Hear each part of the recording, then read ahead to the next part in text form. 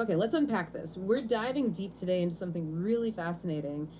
This mix of ancient tradition and modern health ideas, specifically a type of medical Qigong called Guolin Qigong, or GLQG. That's right. And we're digging into the sources you shared from Jungian Tai Chi mainly, which gives us the history, plus some really interesting insights from places like the Shanghai Cancer Rehabilitation Club and the Kochu Tai Chi Institute. Yeah, and our goal here really is to get a handle on where this specific Qigong came from, how it's apparently used, especially, for cancer rehab according to these sources, and also sort of grasp the bigger picture the philosophy coach Shu's Institute talks about. Exactly. Trying to connect the dots between the history, the practice itself, and the thinking behind it, all based on the material you've gathered. So let's kick off with the origin story. Goulin Qigong. It comes from the late Mrs. Goulin, born in China, 1909? 1909. And interestingly, she was apparently quite a well-known painter before all this. Landscapes, I think. Right. But the really compelling part, for me anyway, is that she didn't just, invent this out of the blue. She knew traditional Qigong already, learned it from her grandfather when she was young. Yeah, but GLQG, this specific system, that came later. It grew out of her own pretty serious health battle. And this is where it gets, really interesting. She was diagnosed with uterine cancer back in 1949. The sources say she had multiple surgeries, but it didn't stop the cancer. So facing that, she went back to her roots, traditional Chinese methods, but she also really hit the books, studying medical texts. It wasn't overnight, though. The source says it took her 10 years. 10 years, yeah. A decade of research, and importantly, practicing it herself to develop this new system, one that integrates specific kinds of movement with meditative states. And the results, according to the source material, it worked for her, apparently, and it was also something others could learn fairly easily. It started being used by cancer patients in China around 1972. And the numbers mentioned are pretty striking. More than 10,000 practitioners reported. Wow. And the claim is that many experienced healing, no recurrence. It's presented in this material as sort of an accepted way to combine traditional Chinese medicine, TCM, with Western medicine, WM.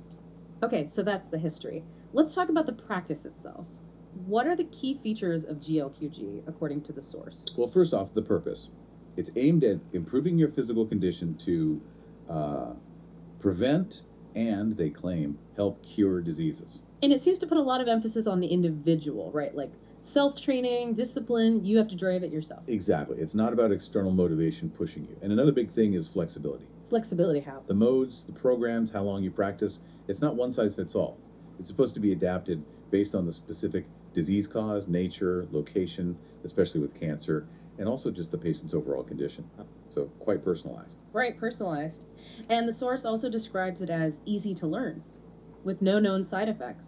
Yeah, easy to pick up initially is the idea. Though they do add a caveat.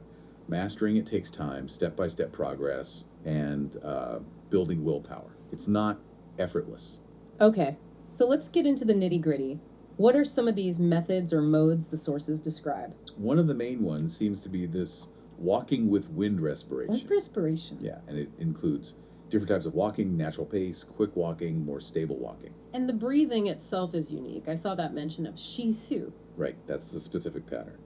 Inhale, then another quick inhale followed by one longer exhale. So like in and out while you walk. It's very distinct. Interesting. So it's not just walking, there's more to it. Definitely. There are preparatory steps and concluding steps too. Things like consciously relaxing your mind, specific hand movement. Like placing hands on the lower dantian, that energy center below the navel. Exactly that. And doing sort of open and close hand movements. Okay, so beyond the walking and the breathing, what else is listed in the sources? Well, there's mention of 1, 2, 3-point walking, which sounds like specific footwork patterns. Also, arm movements like slow waving and massaging certain acupoints, those traditional pressure points. Young Quinn on the sole of the foot is mentioned, plus head massage. So it brings in elements of acupressure too. What else? Using hand and feet rods, not sure exactly what those are, but it's mentioned. Making specific vocal sounds, sometimes called the 6 healing breaths. Okay. And also slow walking is highlighted specifically for people dealing with chronic diseases. Now, the sources also try to explain how this is supposed to work, right? The mechanisms. Yeah, they claim that combining that wind respiration with what they call inner vital energy, mind focus, and correct posture helps regulate the central nervous system properly. And from there, they list a bunch of claimed benefits. Right. like improving macrophage activity, those are immune cells, Yeah. replenishing vital essence, which they link to better eyesight, interestingly, Yeah. promoting blood circulation. And then boosting immunity and hemopoiesis. That's Yeah. blood cell production, right? Correct. Boosting those functions. And the big leap, connecting it back to cancer, the sources state that all this together, nervous system regulation, better immunity, blood function, actually inhibits cancer cell growth. And even, they claim, helps restore cancer cells back to normal. Yeah. Which is why they position it as an effective adjunct treatment. Not a replacement, but an adjunct. Adjunct, right. Which leads nicely into the example of the Shanghai Cancer Rehabilitation Club. This is where we see it applied in a community setting based on your sources. Exactly. Founded in 1989, and it came out of this idea of social oncology. Social oncology, what's the core idea there? It's basically that doctors need to look beyond just the physical tumor or treatment and pay attention to the whole person, their emotional, social, psychological well-being during cancer treatment. Makes sense. And the club itself, it focuses on rehab support, especially maybe for patients who aren't working and have more time. Yeah, that's mentioned. And it's a quite large, 16 chapters in Shanghai, over 4,000 members. Patients, but also supporters who don't have cancer. And both Chinese and Western medical specialists work with them there. And the activities sound incredibly varied. It's not just doing the Qigong exercises. Ooh, definitely not. Yeah. The source lists weekly consultations, help with writing for their journal, leading the GLQG sessions in parks, yes, but also lectures from cancer specialists. Field trips for mindset support, classes in singing, dancing, Tai Chi, nutrition, even psychotherapy. All of that. Plus celebrating survival anniversaries, handling donations, electing an anti-cancer star who Yeah. gives talks. Wow. It sounds like a really vibrant, supportive community, almost like a holistic support system. It really does. They even sponsor Olympic Games for patients. The source mentions one in 93 with people from Japan and Taiwan. They encourage members to write books like one called Cancer Does Not Equal Death. That's powerful. Yeah. And sharing research, fostering the spirit of members, helping members. It's quite comprehensive. And the source included some data from the club, right? A survey. Yes, from 1993, about 1,000 members surveyed. They reported that 64% had recovered. 64%, and within that group. The survey noted that 85% of those considered cured were people who persisted with practicing GLQG. That persistence point, again, ties back to the self-discipline idea. It does. And the survey concluded that the benefits people reported from GLQG included better sleep, better appetite, improved immune function, which they linked to fewer relapses or metastasis, better quality of life generally, and longer survival. Okay, so that's the Shanghai Club picture. Now let's bring in that third perspective from the Kochu Taiji Institute. This seems to offer a broader philosophical frame. Right. They talk about health preservation, illness prevention, drawing on traditional Oriental concepts. Concepts like Taiji, that supreme ultimate idea, yin and yang. Yin Yang, Wu Jing, the 5 elements or phases, all those frameworks. And they make the point that these aren't just old ideas. They claim they're scientific, proven through practice, and aligned with natural laws. And Kochu, with his decades of experience, what's his core message? Balance. That's the key word. Physical and psychological balance. He sees that as the absolute foundation of health and long life, and illness. That seen as a result of imbalance in the whole system, not just one part. Okay, so if illness is imbalanced, how do they view the mind-body connection in all this? As absolutely critical.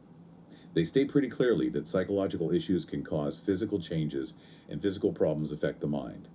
This interaction, they say, massively impacts your health, how well treatment works, and how you recover.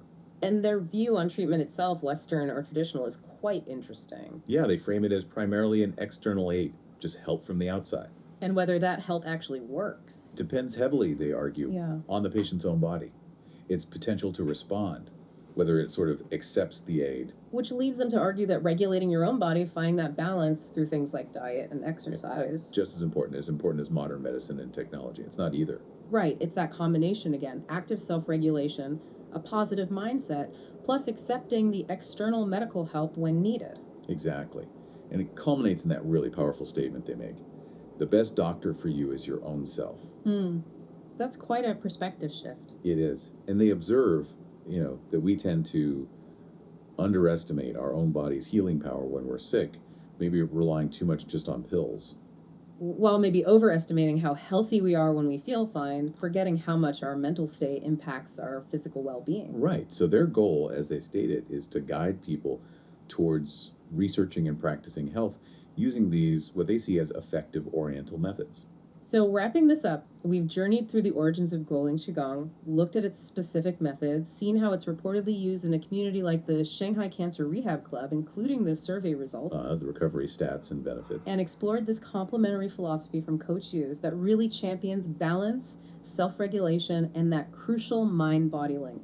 And consistently across these different sources, GLQG comes across not as some standalone miracle cure, but as a practice meant to be integrated into a wider approach with community, medical care, and a really strong emphasis on the patient's own active role and mindset. An effective adjunct treatment, as the source put it.